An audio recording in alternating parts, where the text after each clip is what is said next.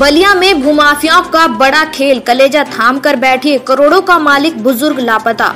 बलिया में भूमाफिया किसी की भी जमीन को कब्जा करने की नियत से किसी भी हद तक जा सकते हैं। आज जो मामला हम आपको बताने जा रहे हैं उसे जानकर आप हैरान हो जाएंगे। दरअसल मामला रसड़ा थाने बलिया बांध बबुरहनी का है, जहां लगभग 5 साल पहले एक मानसिक रूप से कमजोर बुजुर्ग व्यक्ति अचानक गायब हो जाता है। बुजुर्ग व्यक्ति के नाम करोड़ों की जमीन होना बताया जा रहा है। परिजन हर जगह बुजुर्ग की तलाश करते हैं और रसड़ा थाने में इसकी सूचना देते हैं। बुजुर्ग का भतीजा मिथिलेश सिंह की माने तो अचानक सालों बीतने के बाद एक दिन उसके लापता चाचा की जमीन पर कुछ लोग कब्जा करने के नियत से आते हैं, जिसके बाद पता चलता है कि जमीन फर्जी तरीके से रजिस्ट्री कराकर कब्जा करने का प्रयास किया जा रहा है। इस मामले के बाद परिजनों को बुजुर्ग के जिंदा होने की आशंका जताई जाती है, जिसके बाद पीड़ित परिजन भूमाफियाओं के खिलाफ अपने चाचा को अगवा करने, जान से मारने और फर्जी तरीके से जमीन कब्जा करने के खिलाफ मुकदमा दर्ज कराते हैं।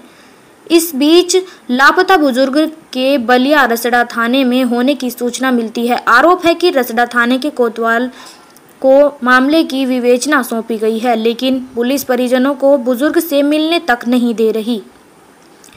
पीड़ित भतीजे की माने तो चाचा मानसिक रूप से कमजोर है और उनकी शादी भी नहीं हुई, जिसका फायदा उठाकर कुछ भूमाफियाओं ने चाचा को अगवा कर फर्जी तरीके से उनकी जमीन को कब्जा करने का प्रयास कर रहे हैं। वहीं मामले की विवेचना रसड़ा थाने के कोतवाल पर भूमाफियाओं के साथ मिली भगत होने की आशंका जताई है, जिसे लेकर पीड़ित ने बलिया एसएसपी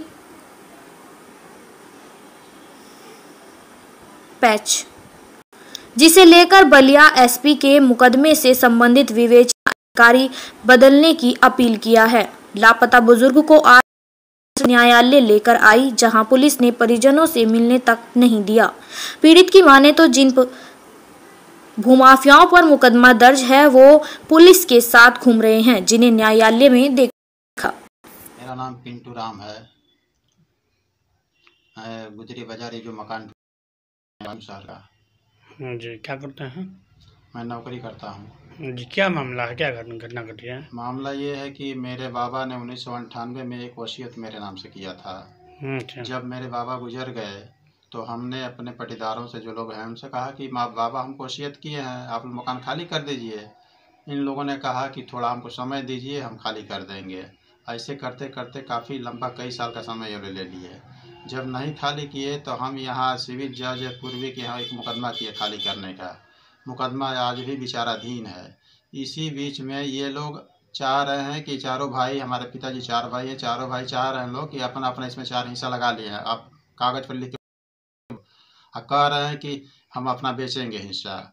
हम कहें भाई न्यायालय का फैसला आ जाने दीजिए, किसका ये है, मेरा है कि आप लोगों का है। न्यायालय जो कहेगा वैसा होगा।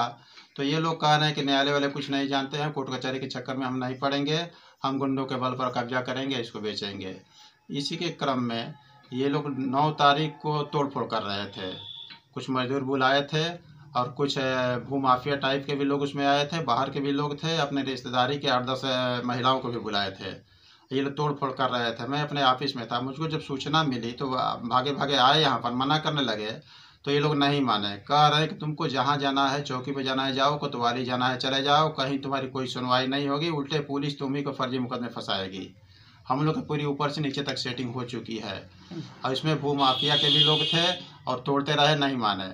हम 10 तारीख को कप्तान साहब के एप्लीकेशन लेके गए, कप्तान साहब को सारी बातें बताई, एप्लीकेशन दिए। चौकी ओक्टनगंज पर हमको उसी दिन शाम को बुलाया गया, विपक्षी को भी बुलाया गया। उसमें मेरा चालान किया गया, विपक्षी के तरफ से एक चंदन कुमार है, उसका चालान किया गया। हम लोग जाके जमानत कराए। जमानत करा के आने के 1 दिन बाद ही चंदन ने कुछ और बाहरी लोगों को, भूमाफियाओं को मिला करके, ये जो है 12 तारीख को रात करीब 11 बजे के बाद, 11-12 के बीच में हुआ होगा, 11 के बाद ही किया है। जेसीबी लगवा करके पूरे मकान को तोड़वा रहा था। अभी पूरा मकान टूटा नहीं था, तब तक हमको पता चल गया। हमारे यहाँ से कोई फ़ोन किया कि आपकी मकान तोड़ी जा रही है। रात में हम भागे भागे आए। मेरा एक दूसरा भी घर है, यहाँ रहने लायक नहीं, इसलिए मैं नहीं रहता, वहाँ से भागे भागे रात में आया। अब मैं फ़ोन किया मैंने चौकी इंचार्ज को, फिर 112 नंबर को मैं फ़ोन किया, तो वो लोग आए, कुछ लोगों को पकड़े, जेसीबी को पकड़े ले गए कोतवाली में। अब उधर ले जाके इन लोगों ने बिना कार्रवाई के छोड़ दिया या कुछ कार्रवाई की, हमको कोई जानकारी नहीं है। अब ये लोग बार बार हमको धमकी दे रहे हैं कि अपनी वसीयत भूल जाओ और इस मैटर से दूर रहो वरना तुम जान से चले जाओगे। इस तरह की धमकी हमको मिल रही है। अब पुलिस हमारी नहीं सुन रही है, चौकी पर जा रहे हैं, सुनील लंबा वहाँ के इंचार्ज हैं, वो भी मेरी सुन नहीं रहे हैं। वो तो मना कर रहे हैं कि वहाँ मत जाना, जाओगे तो तुमको मैं बंद कर दूँगा, इस तरह की बातें कर रहे हैं।